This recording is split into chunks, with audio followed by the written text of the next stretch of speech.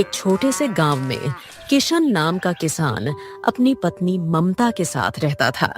वह बहुत मेहनती था। उसके पास 2 एकड़ खेत था जिसमें वह बहुत मेहनत करता था। किशन के खेत के बगल में रमेश का भी खेत था जो उसका बचपन का दोस्त था। दोनों साथ साथ खेत आते, काम करते और घर चले जाते।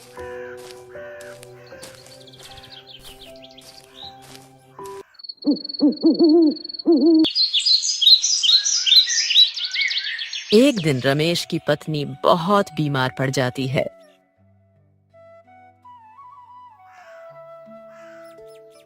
अरे किशन भाई, तुम्हें तो पता है कि मेरी इस बार फसल बहुत कम हुई है और जमींदार का कर्ज चुका दिया। इसी वजह से मेरे पास अब कुछ पैसा नहीं बचा है और तुम्हारी भाभी की तबीयत बहुत ज्यादा खराब हो गई है। कुछ समझ में नहीं आ रहा क्या करूं। गांव के डॉक्टर को बताया तो उसने कहा कि शहर ले जाना होगा। उसका इलाज अब गांव में नहीं हो पाएगा। शहर के बड़े अस्पताल में ही उसका इलाज हो सकता है। मुझे तो कुछ समझ में नहीं आ रहा, इतने पैसे कहाँ से लाऊं? तुम चिंता मत कर मेरे दोस्त, मुझे जितना बन पड़ेगा मैं तुम्हारी मदद जरूर करूंगा। वैसे जमींदार से मैंने भी कर्ज लिया है और मैं कल उन्हें वह कर्ज चुकाने ही वाला था, लेकिन मुझे लगता है उन पैसों की जरूरत तुम्हें ज्यादा है। एक काम करो, तुम वह पैसे रख लो, मैं जमींदार का कर्ज अगले साल चुका दूंगा। नहीं नहीं मेरे दोस्त, पैसे जमींदार को ही दे दो। तुम्हें तो पता है कि जमींदार कितना दुष्ट इंसान है। वह तुम पर दुगना ब्याज वसूल करेगा। तुम मेरे लिए इतना बड़ा जोखिम मत उठाओ। कैसी बातें कर रहे हो? जरूरत के समय मैं तुम्हारे काम नहीं आऊंगा तो दोस्ती का क्या फायदा? आखिरकार हम बचपन के दोस्त हैं, इतना तो मैं तुम्हारे लिए कर ही सकता हूँ। और अब तुम ज्यादा मत सोचो, ये लो पैसे और जल्द से जल्द भाभी का इलाज करवा लो। शुक्रिया मेरे दोस्त, आज तुम ना होते तो मैं क्या करता। तुम्हारे जैसा दोस्त मिलना बहुत नसीब वाली बात है। तुम्हारा एहसान मैं जिंदगी भर नहीं भूलूंगा। इतना कहकर किशन का दोस्त वह पैसे लेकर वहां से चला जाता है।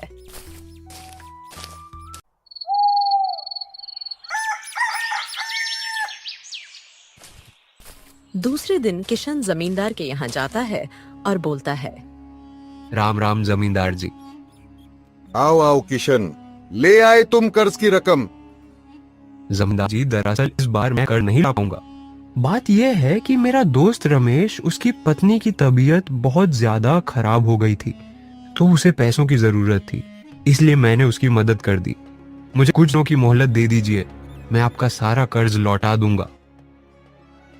ये क्या कह रहे हो तुम?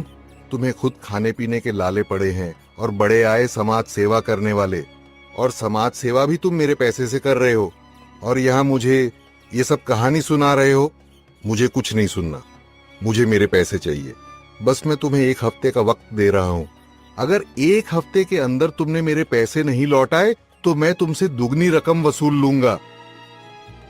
किशन जमींदार को बहुत समझाने की कोशिश करता है, पर जमींदार किशन की एक नहीं सुनता और उसे वहां से भगा देता है।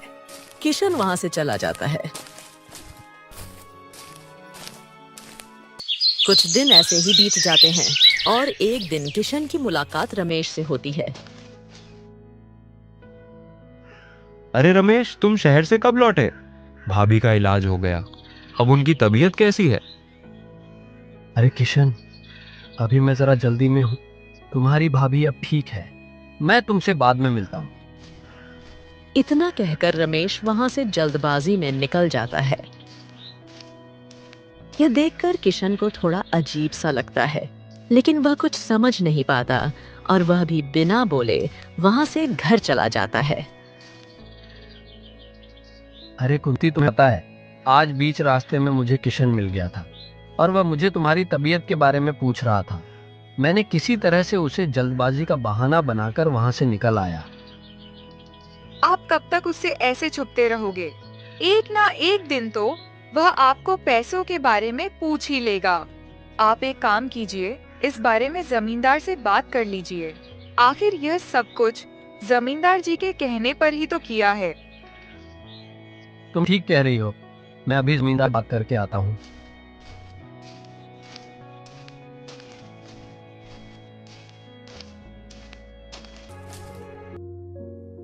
जमींदार जी, जैसा कि आपने कहा था, मैंने झूठ बोलकर अपनी बीवी की बीमार होने का बहाना करके उससे पैसे ले लिए थे और अपने ससुराल चला गया था।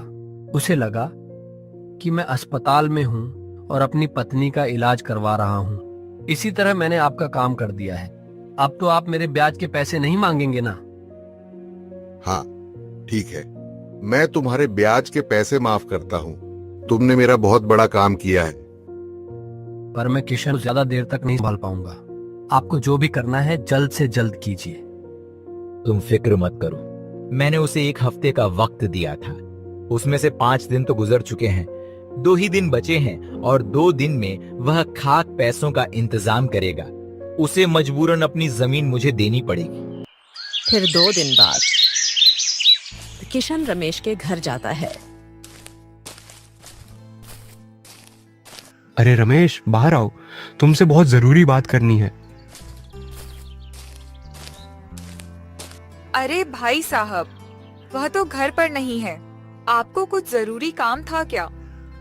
मुझे बता दीजिए, मैं उनको बता दूंगी। दरअसल वह शहर गए हुए हैं और 2 दिन बाद ही लौटेंगे। यह सुनकर किशन बहुत निराश हो जाता है और घर की ओर लौट जाता है। अजी, सुनते हो? बाहर निकल जाइए, वह चला गया है। अच्छा हुआ जो चला गया।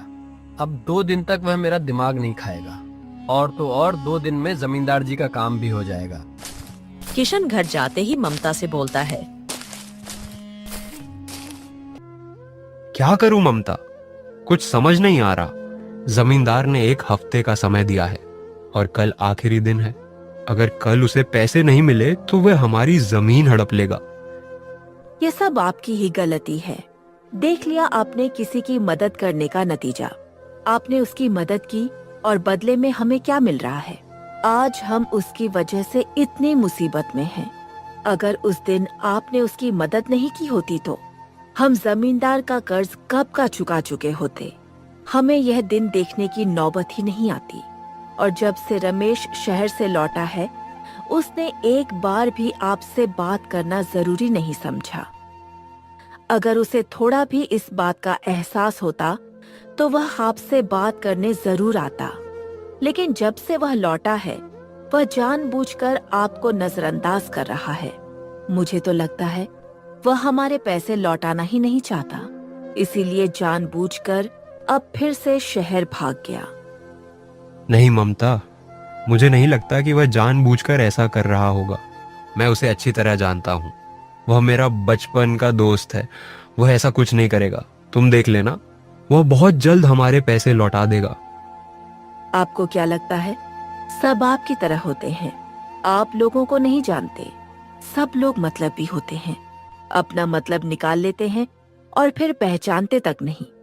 फिर चाहे वो दोस्त हो या कोई रिश्तेदार, यह मतलब की दुनिया है। यहाँ सब अपने काम से मतलब रखते हैं। यहाँ कोई किसी को नहीं पूछता। लेकिन अब हम क्या करेंगे? जमींदार को कैसे संभालेंगे? ममता, मुझे अपने कर्मों पर और अपने ईश्वर पर पूरा भरोसा है। आज तक कभी किसी का बुरा नहीं किया। जितना हो सके लोगों की मदद ही की है। ईश्वर मेरे साथ बुरा नहीं होने देंगे। तुम देख लेना, सब कुछ ठीक हो जाएगा। ईश्वर के ऊपर छोड़ रहा हूँ, जो होगा वह देखा जाएगा। दूसरे दिन किशन अपने खेत जाता है तो वहाँ पहले से ही जमींदार खड़ा होता है और जमींदार किशन को बोलता है। किशन, अब तुम्हारा इस जमीन पर कोई अधिकार नहीं। तुम यहाँ काम नहीं कर सकते। निकलो यहाँ से और दोबारा यहाँ कभी मत आना। ऐसा मत कीजिए जमींदार जी, ये जमीन ही मेरी रोजी रोटी है। अगर मेरे पास यह जमीन नहीं रही तो मैं तो भूखा मर जाऊंगा। दया कीजिए, मैं आपके पैसे जल्द से जल्द लौटा दूंगा। मुझे कुछ दिनों की मोहलत दीजिए। बस अब बहुत हो चुका। तुम्हें कोई मोहल्लत नहीं मिलेगी। मैं तुम्हें पहले ही कहा था और 1 हफ्ते का टाइम भी दिया था। अब से तुम्हारा इस जमीन पर कोई अधिकार नहीं है। अगर फिर इस जमीन पर दिखाई दिए तो मैं अपने आदमी से कहकर तुम्हारी टांगे तोड़ दूंगा। किशन निराश होकर अपने घर लौट जाता है।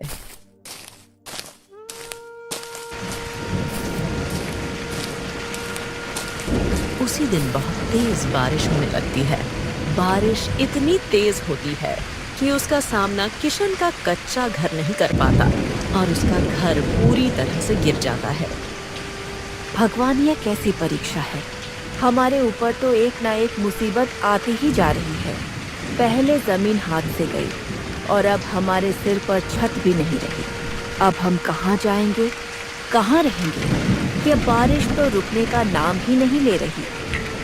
फिर किशन और ममता रमेश के घर जाते हैं और उससे मदद मांगते हैं।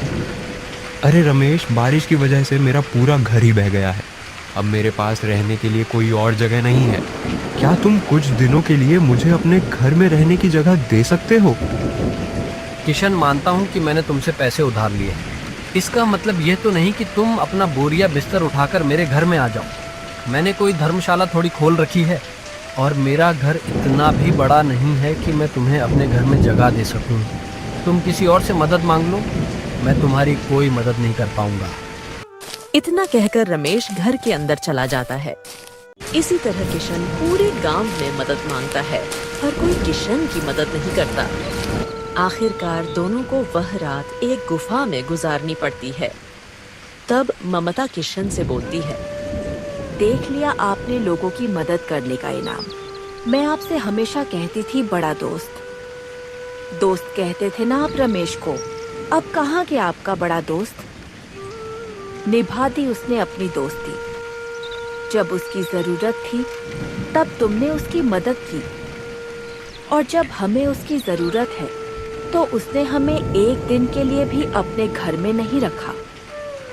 इतना एहसान फरामोश इंसान मैंने अपनी जिंदगी में नहीं देखा। ममता, तुम फिक्र मत करो। मुझे अपने भगवान पर बहुत भरोसा है और जो हो रहा है अच्छा ही हो रहा है।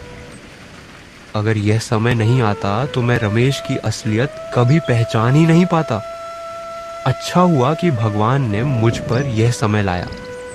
बुरे समय में ही लोगों की पहचान होती है। और तुम चिंता मत करो, हमने कभी किसी का बुरा नहीं किया है। उसे अपने कर्मों की सजा जरूर मिलेगी। बस तुम भगवान पर भरोसा रखो। ममता, वो सब छोड़ो। अब हमें यह रात तो इसी गुफा में गुजारनी पड़ेगी और मुझे तो भूख भी लगी है। क्या तुम कुछ सामान घर से उठा लाई हो जिसे पकाकर हम खा सकें? हाँ, मैं थोड़े से चावल साथ में बांध लाई हूँ।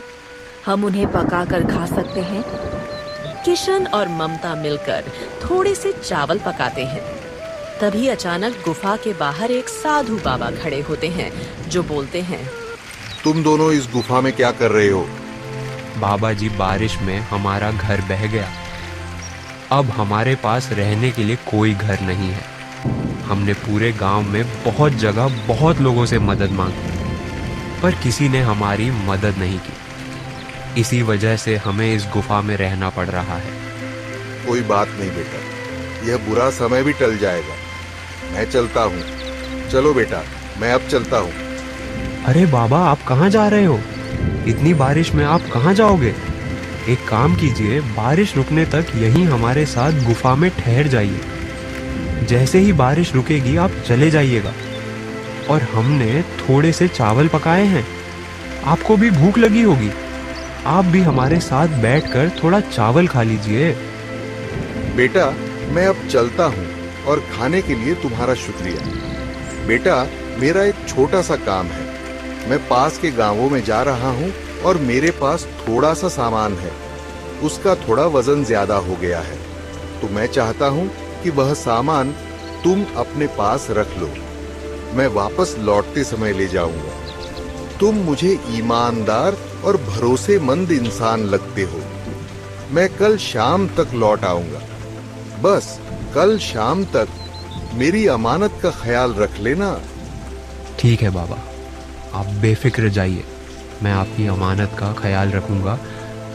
पर बेटा याद रहे, सामान थोड़ा कीमती है। हाँ बाबा, ध्यान रखूंगा। आप निश्चिंत होकर जाइए। इतना कहकर साधु बाबा पोटलियां रखकर वहां से चले जाते हैं।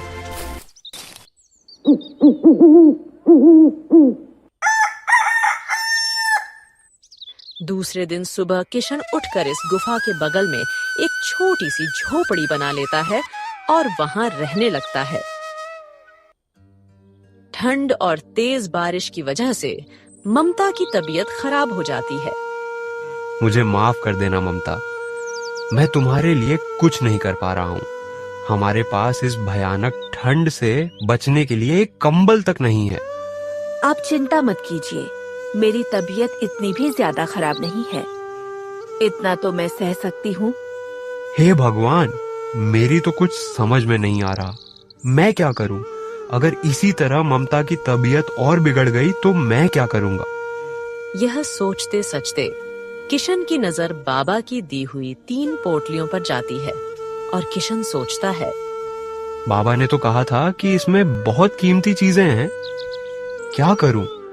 इन पोटलियों को खोल कर देख लूं, जरूर इन पोटलियों में कोई कीमती चीज होगी जिन्हें बेचकर मैं अपना गुजारा कर सकता हूं। पता नहीं बाबा फिर से लौटेंगे या नहीं। नहीं, यह मैं क्या सोच रहा हूं? यह गलत है, मैं ऐसा नहीं कर सकता। यह तो सरासर धोखा होगा। नहीं, बाबा जी ने मुझ पर भरोसा करके यह कीमती सामान यहां रखा था। मैं उन बाबा जी को धोखा नहीं दे सकता। चाहे कुछ भी हो जाए, मैं इन पोटलियों को नहीं खोलूंगा। यह उनकी अमानत है और इस पर मेरा कोई अधिकार नहीं है। लेकिन अब मैं क्या करूं? ममता को बहुत भूख लगी है और उसकी तबीयत भी खराब है। ऐसे तो बेचारी भूख से ही मर जाएगी। मैं काम करता हूं, जमींदार के पास जाकर खाने के लिए कुछ मांग कर लाता हूं।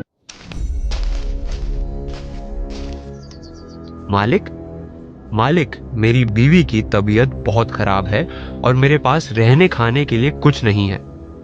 कृपा करके मेरी थोड़ी मदद कर दीजिए। अगर कुछ खाने को है तो मुझे दे दीजिए, वरना मेरी पत्नी भूख से मर जाएगी। उसकी तबीयत बहुत खराब है।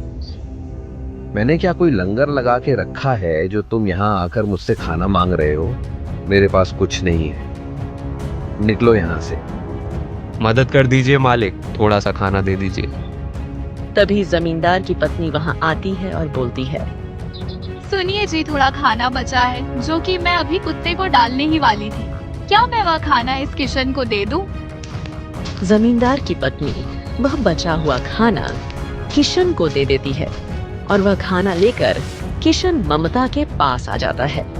दोनों मिलकर वही बचा हुआ खाना खा लेते हैं और वह रात ऐसे ही काट लेते हैं। दूसरे दिन किशन काम ढूंढने के लिए गांव जाता है और उसे एक खेत में मजदूरी का काम मिल जाता है। दिन भर वह काम करके थोड़े से पैसे कमाकर घर वापस आता है और ममता से कहता है, ममता, मैं थोड़ा खाने का सामान लेकर आया हूँ, पर एक कंबल भी लेकर आया हूँ।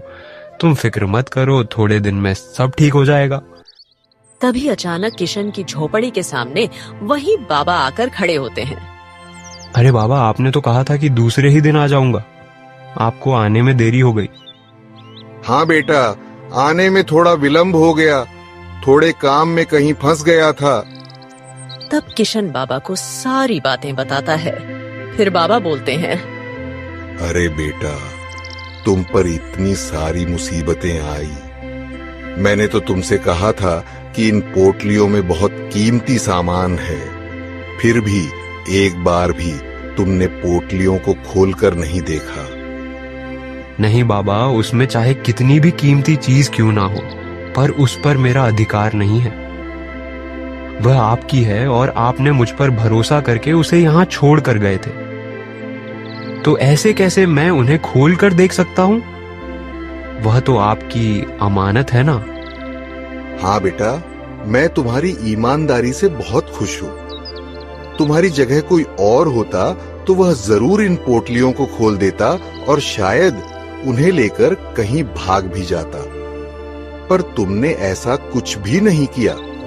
तुम्हारे साथ इतना सब कुछ बुरा होने के बावजूद भी तुम्हारा मन नहीं बिगड़ा। मैं चाहता हूँ कि ये पोटलियां अब तुम रख लो।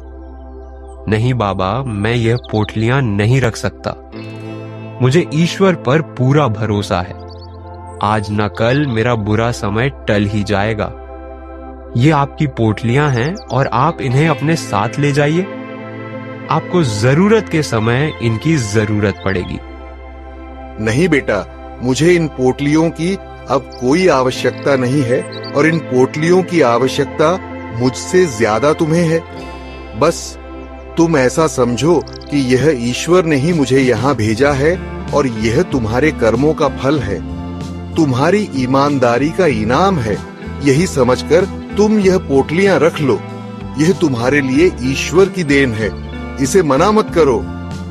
इतना कहने के बाद किशन बाबा की बात मान जाता है और तीनों पोटलियां रख लेता है। बाबा वहां से चले जाते हैं। थोड़ी देर बाद किशन उन पोटलियों को खोलकर देखता है तो उन पोटलियों में सोने चांदी के सिक्के और बहुत सारा धन होता है। वह इतना सारा होता है कि उसमें किशन की पूरी जिंदगी आराम से कट जाए। किशन और ममता यह देखकर बहुत ज्यादा खुश हो जाते हैं। देखा ममता, मैं ना कहता था कि ईश्वर एक दिन हमारी सहायता जरूर करेंगे। एक दिन हमारे भी अच्छे दिन आएंगे। ये देखो ममता, इसमें कितना सारा धन है।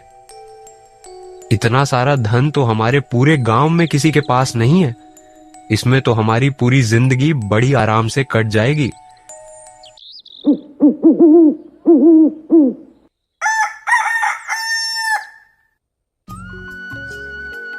फिर किशन गांव में अपना घर बनाता है, जो गांव में सबसे बड़ा और पक्का मकान होता है। गांव के बहुत सारे लोग किशन का यह घर देखकर जलने लगते हैं। अजी, देख रहे हैं किशन ने कितना बड़ा घर बनाया है। इतना बड़ा घर तो हमारे पूरे गांव में किसी के पास नहीं है। आखिर इसके पास इतना धन आया कहाँ से? आप जरा जाकर पूछिए तो।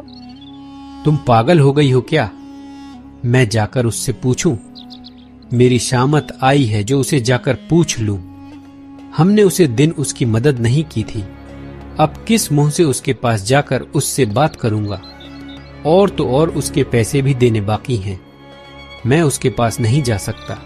हमने थोड़े से पैसे के लालच में जाकर उसके साथ बहुत बुरा किया है।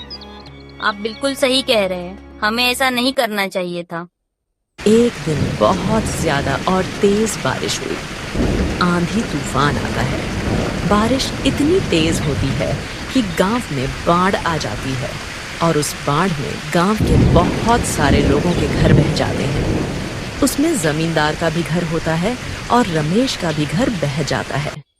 वे सारे लोग रास्ते पर आ जाते हैं, लेकिन गांव में सिर्फ एक आदमी का घर बचा होता है और वह किशन का होता है।